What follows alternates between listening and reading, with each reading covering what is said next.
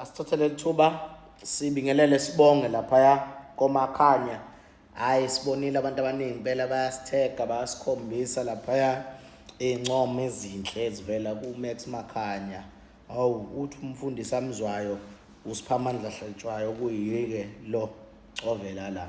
Asibonge bakithi into engandele bani uncono womakhanya chazile-ke lapho ngihamba uyibuke leyo video yakhe. Ngazi-ke nami njengoba nje ngenza le video mhlawumbe khona abanye uyabona bazothi hayi ungcono Max warawara uyabona yeah, but kunezinto ey'ningi ayibalulile lapha mhlawumbe enye into ayibalulile nengifisa ukukhuluma ngayo la ubaluleke indaba yokuthi into emenza athande our ministries that asisebenzisa ama-emotions, sisebenzisa i-logic ukuze sikwazi ukushumayela ivangeli. Nabo-ke njengabantu ababekholwa abase bathatha ikhefu noma bayeka okuyinto abayithakaselayo ukuzwa ivangeli lichazwa ngendlela eyenza umqondo bese umuntu eyasikhethela ukungalikholwa kodwa kungekhona ukuthi akaliqondi yabo. Yeah, ivangeli bazalwane bami mawufunda nje incwadi yabaseRoma ingakho kufanele ujwayele nje ivangeli.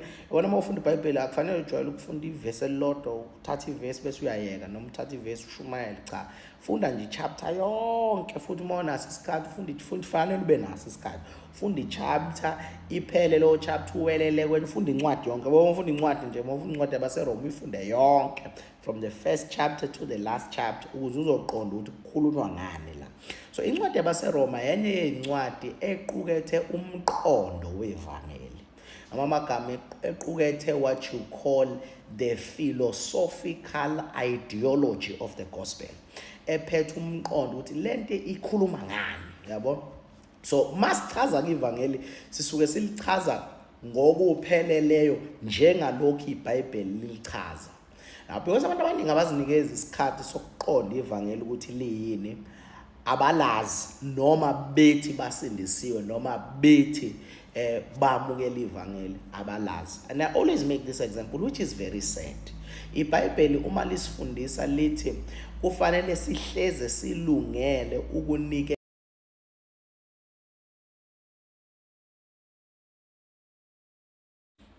iBhayibheli ke manje sifundisa lithi kufanele sihleze silungele ukunikeza impendulo yethemba esinalo noma yento esikholelwa kuyo. We should be able to give a logical answer.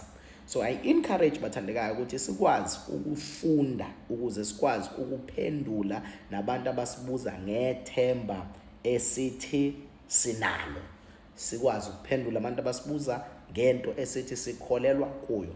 It's said yabo mongathatha abantu abawu5 abasindisiwe ubabuza ukuthi yini ivangeli, lo chances abazokutshela impendulo ezingafani. La ngifuna ke sibukeke kancane yini ivangeli. Ivangeli sithola incazelo yalo kulama verse awu2. Eyokuqala 1 Corinthians chapter number 15 from verse number 1 to 4 ngokuba ngilikhumbuza ivangeli enganishumayeza lona elokuthi okokuqala uKristu wafa ngenxa yezono zenu, wangcwatshwa, wambelwa, wavuka ngosuku lwesithathu. Ilona vangeli lelo, ukufa kaJesu, ukuvuka kaJesu. Ayikho enye into engale kwevangeli. Na ivesi lesibili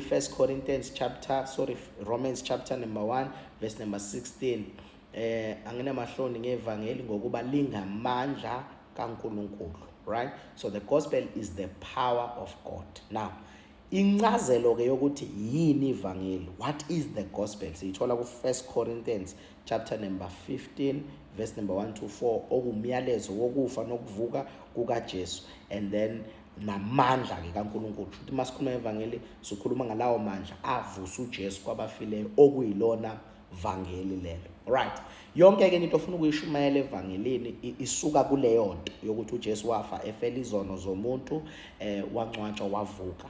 Now ufuna ukukhuluma ngokuziphatha kahle kwekholwa uyithatha khona lapho. Now kumqondo wevangeli. Umqondo wevangeli uthi uJesu wafa, efela izono zethu, hhayi lokho kuphela, futhi wafa endaweni yethu, sengazuthi uyithi noma waba yithi ukuze thina sibe uye. Siqalileke uyadideka-ke la. 1 Corinthians chapter number 5 verse number 21. Ongasenzanga isono wenziwa isono ukuze thina sibe ukulunga kukaNkulunkulu. Alright. Khumbula phela ukuthi isono sangena kanjani. Romans chapter number 5.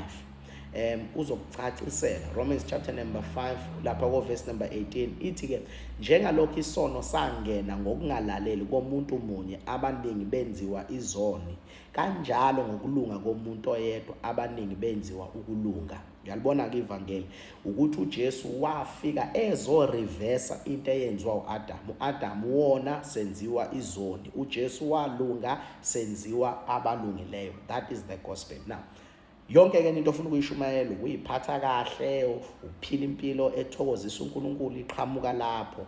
Uyaqhubeka uPaul mayengena kwabaseRoma chapter number 6 uthi ngakho ke siyaqhubeka siphile esonweni na ukuze kwande umusa, bese ethi cha, labo asebafa maqondana nesono bangaphila kanjani na esonweni? Safa nini na?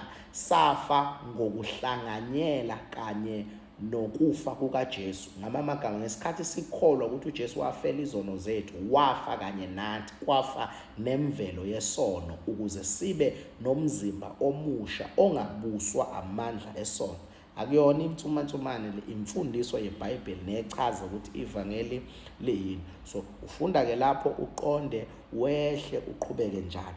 That is the gospel. Abantu abaningi ke akaze bazinikeza isikhathi sokuliqonda ivangeli ukuthi liyini. Abanye baze bashiya bengakazi beyazi le ndaba ukuthi yini. Bacabanga ukuthi ivangeli kufunakala amandla akho, siyazama. Kanti cha, lithi iBhayibheli bonke abamamukelayo wabapha amandla okuba babe ngabantwana bakaNkulunkulu. As I close, ngiba kanjani umntwana kaNkulunkulu mfundisi?